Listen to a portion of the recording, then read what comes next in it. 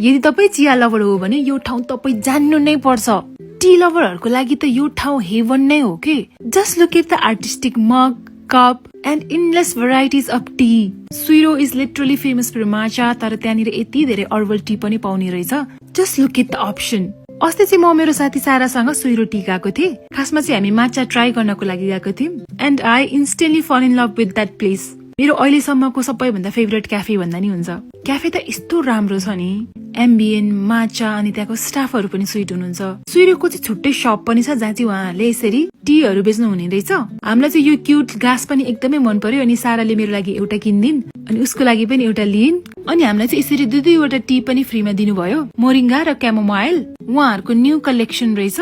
मैले फ्रीमा यसरी अर्बल टीहरू पाएँ भने मलाई एकदम खुसी लाग्छ क्या, किनभने मलाई अर्बल टी एकदमै मनपर्छ। मेरो बिहानीको सुरुवात पनि यहीबाट हुन्छ अनि रातिको अन्त्य पनि। So love you guys, thank you so much for watching.